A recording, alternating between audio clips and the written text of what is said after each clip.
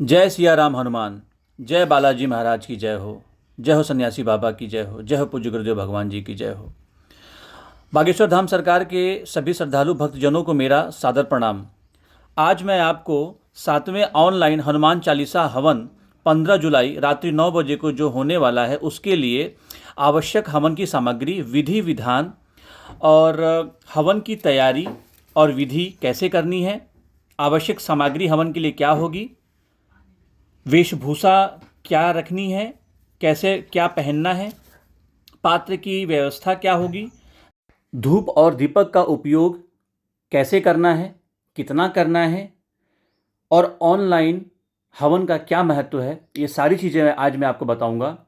और आप सभी से मेरा निवेदन है कि अगर आपने अभी तक चैनल को सब्सक्राइब नहीं किया है तो ज़रूर कर लें और जो नए हैं वो बिल्कुल कर लें, क्योंकि आपको आगामी सूचना की जानकारी तुरंत मिल सके और बागेश्वर धाम सरकार के सभी भक्तों तक यह मैसेज पहुंच सके।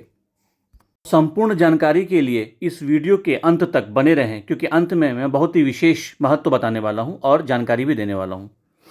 शुरू करते हैं। बोलिए बागेश्वर धाम सरकार की जय, पूज्य गुरुदेव भगवान जी की जय। आवश्यक सामग्री एवं विधि विधान। बागेश्वर धाम के सभी श्रद्धालुओं को सूचित किया जाता है कि सनातन धर्म की रक्षा और विश्व शांति के उद्देश्य से श्री बागेश्वर धाम के सानिध्य में समय समय पर ऑनलाइन हवन का आयोजन किया जाता है। घर बैठे इस दिव्य अनुष्ठान में भाग लेने के लिए आवश्यक सामग्री और तैयारियों की विधि का नीचे से विस्तार दिया गया है, जिसका पहला है आवश्यक हवन सामग्री सूची इस प्रकार है।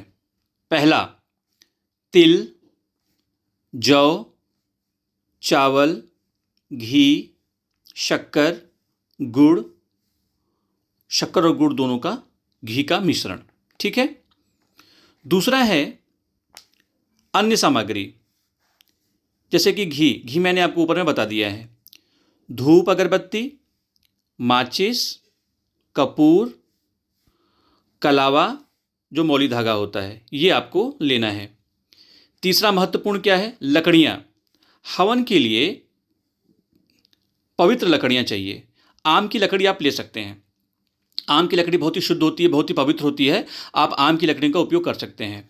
चौथा है पूजा हेतु हमें क्या चाहिए? नारियल चाहिए जो महत्वपूर्ण होता है, सुपारी चाहिए, चंदन चाहिए और चावल अक्षत के लिए। अन्य एक हवन कुंड हमें चाहिए। यदि हवन कुंड मिट्टी का हो या ईंटे का हो तो अति उत्तम है ना।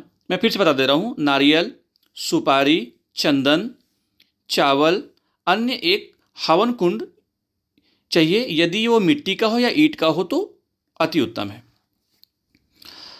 तांबे या स्टील का लोटा हमें चाहिए जल पात्र के लिए। जल पात्र में हमें तांबे या स्टील का लोटा चाहिए, एक छोटी सी कटोरी चाहिए। इस बात का विशेष ध्यान रखेंगे। तांबे या स्टील का लोटा जल पात्र के लिए और एक छोटी सी कटोरी। अब आता है प्रसाद। प्रसाद में हमें क्या उपयोग करना है? प्रसाद के लिए फल या कोई भी मिठाई, फल या कोई भी मिठाई प्रसाद के रूप में उपयोग करनी है। ठीक है, इस बात का विशेष ध्यान रखिए। अब मैं आपको बताने वाला हूं हवन की तैयारी और विधि। ठीक है, हवन की कैसे तैयारी करनी है और इसकी विधि क्या होगी, ध्यान दीजिए आप। स्थान और शुद्धि का विशेष ध्यान रखेंगे कि स्थान क्या होना चाहिए और शुद्धता का ध्यान रखेंगे। हवन के लिए एक साफ सुथरा स्थान चुनें। हवन के लिए एक साफ सुथरा स्थान चुनें और यदि संभव है, अगर ये संभव हो तो पूर्व दिशा की ओर मुख करके बैठ जाएं। आप एक शांत साफ सुथरा स्थान देखें, घर के किसी स्थान पर देखें। आप एक शांत साफ सुथरा स्थान घर में किसी रूम में किसी कोने में आप देखें जो पूर्व दिशा की ओर हो और वहां उस तरफ का मुख करके आप बैठ जाइए। वेशभूषा क्या होनी चाहिए? वेशभूषा भी मैं आपको बता दे रहा हूं। देखिए, हमें क्या पहनना है पूजा करते समय, हवन करते समय। यदि संभव हो तो धोती कुर्ता पहन लीजिए, और यदि आपके पास धोती कुर्ता नहीं है तो कोई भी साफ सुथरा कपड़ा पहन लीजिए जो एकदम साफ हो, क्लीन हो, धुला हो। ना धुला है तो धो के रख लीजिए, उसको आप प्रेस कर लीजिए, धो लीजिए, अच्छे से साफ सुथरा कर लीजिए, गंगा जल छिड़क लीजिए। ठीक है, उसको धारण करें। अब पात्र की कैसी व्यवस्था होनी चाहिए?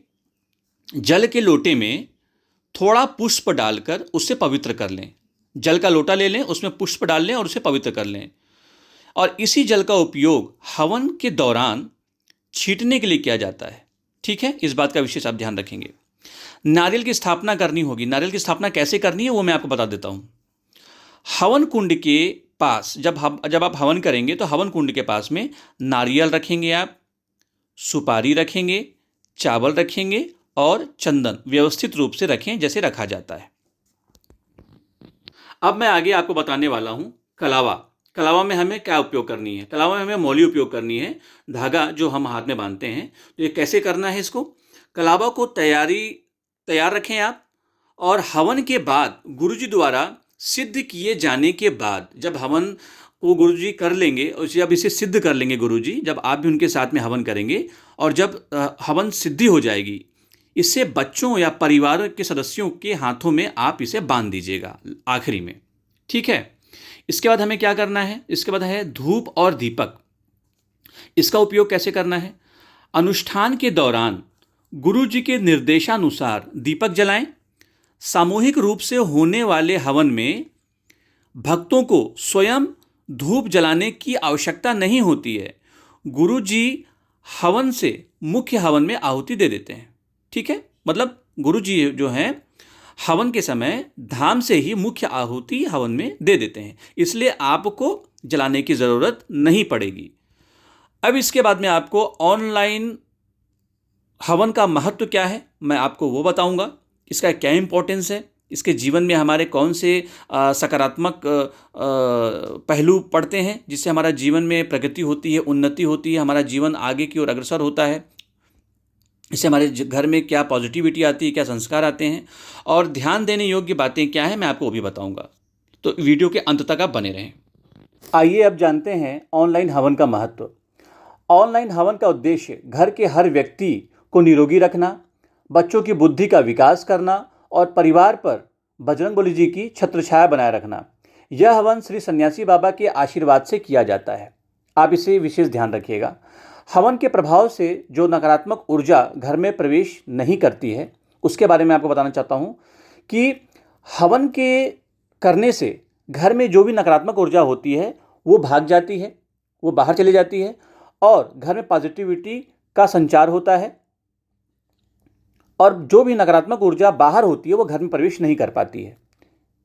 यह एक अचूक उपाय माना जाता है जिसमें परिवार में सुख समृद्धि आती है, धन धान्य आता है। ध्यान देने योग्य बात यह है कि हवन करते समय मन में कोई भी संदेह न रखें, समर्पण का भाव रखें। आप पूर्ण आस्था के साथ बोलिए जय सिया राम हनुमान, जय सिया राम हनुमान। जाप करते हुए आप आहुति दें। सामग्री की गुणवत्ता, प्रयास करें कि सामग्री शुद्ध हो और कपूर की मात्रा थोड़ी अधिक रखें ताकि अग्नि अच्छी तरह प्रज्वलित हो सके। हवन के दौरान जब गुरु जी मंत्रोच्चार करें तो पूरी श्रद्धा भाव से आहुति दें। देवताओं का भोजन स्वाहा के माध्यम से ही उन तक भोजन पहुंचता है। और मैं आपसे कहना चाहता हूं कि अगर सच्चे मन से अगर आप प्रार्थना करते हुए, भगवान को याद करते हुए अगर आप हवन करते हैं तो आपकी सभी मनोकामनाएं पूर्ण होती हैं, आपके विघ्न बाधाएं दूर होती हैं, घर से नकारात्मक ऊर्जा बाहर जाती है और परिवार में एक अच्छा संस्कार आता है, परिवार पावरफुल होता है, बजरंगबली जी का असीम आशीर्वाद प्राप्त होता है। श्रद्धालुओं के लिए एक बहुत ही मुख्य संदेश है। बागेश्वर धाम चैनल के माध्यम से जब आप लाइव हवन में जुड़ते हैं तो यह मानकर चलें कि भगवान ने स्वयं आपको इस अनुष्ठान के लिए बुलाया है। ऑनलाइन हवन के माध्यम से जो भक्त जुड़ते हैं उन्हें घर बैठे ही यह यज्ञ पूरी फल प्राप्ति का एक संयोग देता है। अपनी पूरी तैयारी रखें और तैयारी के साथ बैठें, धर्म के इस महायज्ञ के सहभागी बने। भक्तजनों, हमने अभी तक हवन सामग्री और उसकी विधि विधान को समझा। आइए अब इसके आगे के गुण, अर्थ और जीवन को अपनाने के कुछ संदेशों के बारे में चर्चा करते हैं। हवन केवल एक बार का अनुष्ठान नहीं है, यह एक निरंतर चलने वाली प्रक्रिया है। यदि आप प्रतिदिन देवताओं को भोजन आहुति स्वरूप नहीं दे पा रहे हैं तो निराश न हो, कम से कम महीने में एक बार अपने घर में हवन अवश्य कराएं। यह वैदिक परंपरा है जिसे हमें जीवित रखना है। याद रखें, यह कोई गणना या संख्या का खेल नहीं है बल्कि जीवन पर भक्ति का एक मार्ग है। हनुमान जी और मशक समान का अर्थ। अक्सर लोग हनुमान जी द्वारा लंका जाते समय मशक समान स्वरूप धारण करने का अर्थ समझते हैं। मशक मतलब होता है, मशक का अर्थ मच्छर नहीं होता, मशक का मतलब होता है छोटा स्वरूप। उन्होंने यह स्वरूप क्यों धारण किया इसके बारे में आपको बता देता हूँ। क्योंकि माता सीता के सामने, गुरुदेव के सामने, माता पिता के सामने, परमात्मा के सामने हमें हमेशा छोटा बन के रहना है, न कि बड़ा बनकर रहना है। हमेशा उनके सामने जब भी हम जाएं, छोटा बनकर जाएं। इसलिए बजरंगबली जी माता सीता के सामने, जो उनकी गुरु माता थी, जो उनकी माँ थी, उनके सामने वो छोटा बनकर जाना चाहते थे, इसलिए उन्होंने मशक का रूप धारण किया। यह हमें सबक सिखाता है, हमें संदेश देता है कि हमें हमेशा छोटा बनकर रहना चाहिए अपनों से बड़ों के सामने। जीवन में विनम्रता का अभाव, आज का पूरा युग उल्टा हो गया है। लोग माता पिता और गुरु के सामने बाप बनकर चलते हैं, पिता बनकर चलते हैं, जैसे वही हैं और बाकी कोई कुछ नहीं है। जो अनुचित है, जो व्यक्ति बाहर चाहे कितना भी शक्तिशाली या गुंडा क्यों ना हो, इस प्रवृत्ति का व्यक्ति क्यों ना हो, उसे अपने पूजनीय लोगों, अपने बड़ों के सामने विनम्रता से ही आना चाहिए, रहना चाहिए। अहंकार कभी नहीं करना चाहिए, अहंकार का त्याग कर देना चाहिए। भक्ति का यह पहला मंत्र है।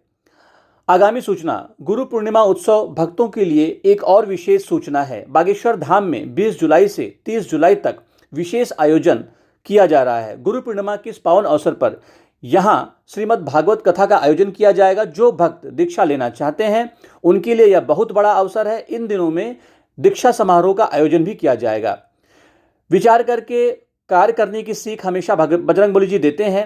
यह हमें सीखना चाहिए कि कोई भी कार्य कितना ही बड़ा क्यों ना हो, कोई भी कार्य करने से पहले उसका विचार जरूर करना चाहिए, उसके बारे में सोचना चाहिए, चाहे वो कितना भी आवश्यक क्यों ना हो। जो बिना विचारे कार्य करता है उन्हें बाद में पछताना पड़ता है। इसलिए जीवन में हर निर्णय सोच समझकर और बड़ों के आशीर्वाद से करना चाहिए। जय बागेश्वर धाम, जय सिया राम हनुमान, जय सिया राम हनुमान।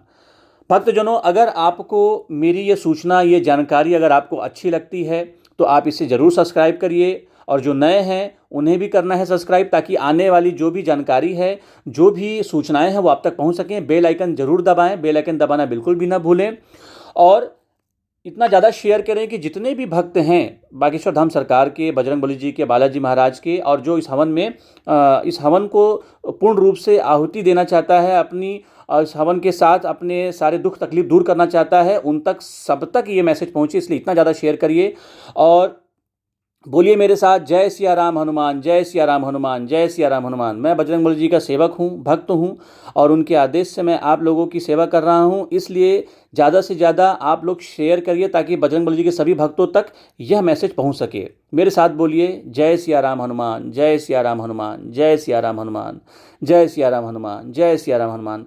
बजरंगबली जी, बागेश्वर धाम सरकार जी आपके जीवन के सभी कष्ट हरें, सभी दुख हरें, आपके जीवन में सुख समृद्धि आए, धन धान्य आए, और आप हमेशा निरंतर उन्नति की ओर प्रगति करें, हमेशा आगे बढ़ें।